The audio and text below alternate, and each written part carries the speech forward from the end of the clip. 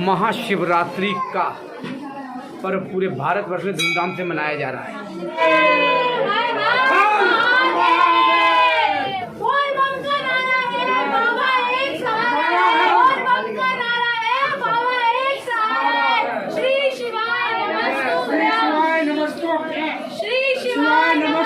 मंदिरों में लगा तांता, गूंज उठे हैं मंदिरों के परिसर भोलेनाथ के जयकारों से। इस वक्त देख सकते हैं नव दुर्गा भवन भोलानाथ नगर इस वक्त पहुंचा हुआ शादरा। आज की बात का कैमरा देख सकते हैं।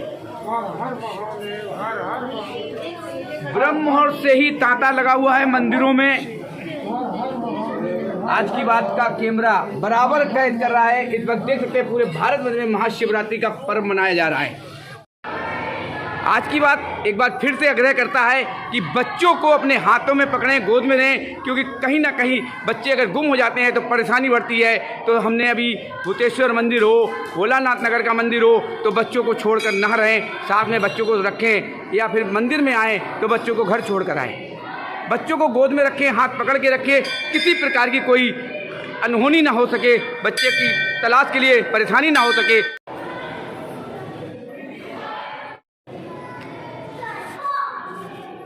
आप देख सकते हैं मंदिरों में भक्तों का तांता। तो इस वक्त देख सकते हैं महाशिवरात्रि पर्व पूरे भारतवर्ष में बड़े धूमधाम से मनाया जा रहा है।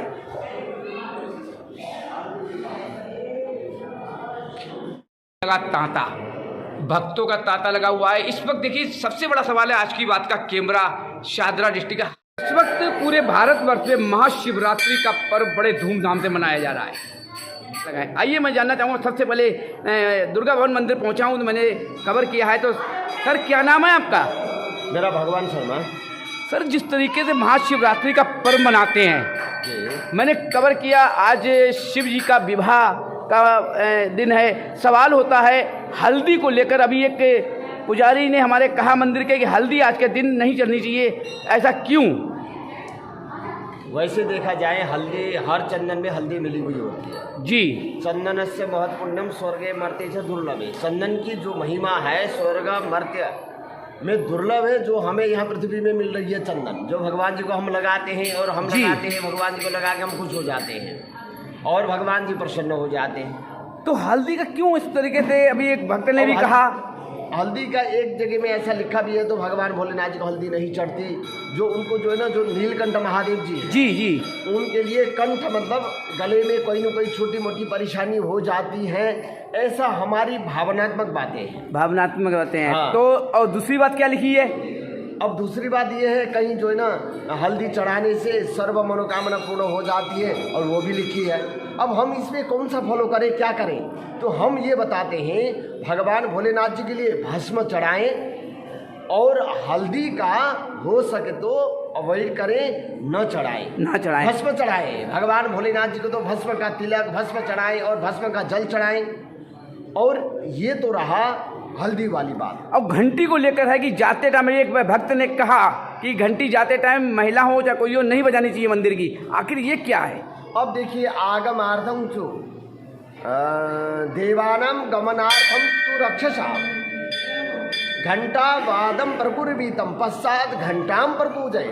इसका मतलब ये होता है आगमार्थम तो देवानाम देवताओं की आगमन के लिए, गमनार्थम तो राक्षसम यानी नेगेटिव ऊर्जाओं को दूर भगाने के लिए घंटी बजाए जाते हैं। यानी कि आते टाइम भी बजनी चाहिए और जाते टाइम भी। अब ये बताएं, ये सोचें हम, अब हमने देवताओं के आगमन के लिए और राक्षसों को भगाने के लिए हम घंटी बजाते हैं। अब घंटी किस समय बजानी चाहिए तो अब तो हर किसी ने अपने आप समझना चाहिए जी। अभी महिला ने कहा जाते टाइम नहीं बजनी चाहिए, इस पर क्या कहेंगे? देवताओं के जब हम स्वागत कर रहे हैं, देवताओं के पूजन में हम आ रहे हैं, सम्मुख हैं, तो हम घंटी बजाते हैं। बिल्कुल। हम पीठ पीछे होकर भगवान जी को हम पीठ पीछे से फिर हम घंटी जाते हुए भी बजाएं, ये अनुचित है, ये नहीं बजानी चाहिए। आते वक्त जरूर बजाएं, जाते वक्त न बजाएं, ऐसा शास्त्र नीति नियम है। क्या कहना चाहेंगे देशवासियों को शिवरात्रि पर? देशवासियों को तो हम क्या कहें कि हर कोई आज के समय में तो शिवरात्रि में जो 2-4 साल 5 साल पहले से इस साल और ज़्यादा बढ़कर भगवान भोलेनाथ जी के भक्त बन गए हैं, उनकी सेवा अर्चना कर रहे हैं। और संपूर्ण देशवासियों को हम शिवरात्रि की बहुत बहुत शुभकामनाएं देना चाहते हैं।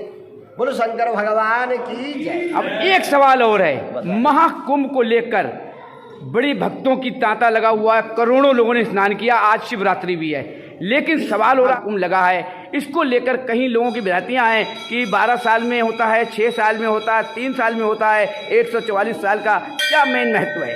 असल में 144 साल का तो अब हमने सुना है सर जी। तो असल में देखा जाए वैसे हर 12 साल में एक कुंभ लगता है। बिल्कुल। वो कुंभ की बराबर महिमा है, अगले आने वाले जो कुंभ है उसकी महिमा कम नहीं है। वो जो हर 12 साल में ये वाला कुंभ के ऊपर क्या कहेंगे? ये विशेष महाकुंभ है, पर 144 वर्ष नहीं, हम तो यही कहते हैं कि हर 12 साल में आई। इससे पहले जो भी त्रिवेणी में लगी है जी, बाकियों को जो है ना कुंभ कहा गया है, जो त्रिवेणी में लगी है ये महाकुंभ कहा गया है। फर्क ये है। तो क्या ये 144 के बाद ही आता है? नहीं, हर 12 साल में आता है। हर 12 साल ये भी बराबर महिमा है, बराबर महिमा है। इसमें हम अपने शास्त्र सम्मत जो अनुसार कहेंगे तो 144 साल की जो प्रमाण है उसमें हम दृष्टिगोचर नहीं, हमने देखा नहीं देखा है। क्या बात। और इसलिए हम बताते हैं हर 12 साल का जो है ना ये शास्त्रों में महिमा है, 12 साल का बराबर है। हर 12 साल में जो कुंभ आता है बराबर है, पर ये जो त्रिवेणी में लगा है ये महाकुंभ है।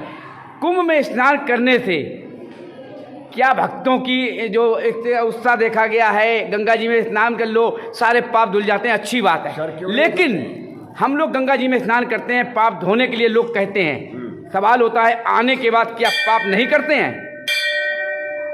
हाँ, ये तो जो पाप करते हैं आने के बाद जो पाप करते हैं वो तो वज्रलेप के समान होता है। और दूसरी बात, एक बात और बताते हैं, अन्य स्थाने कृतम पापम, अन्य स्थानों में किया गया पाप तीर्थस्थाने विनश्यति, तीर्थों में जाकर विनाश हो जाते हैं, पर तीर्थस्थाने कृतम पापम, तीर्थों में किया गया पाप वज्रलेपम भविष्यति, वज्रलेप के समान होता है।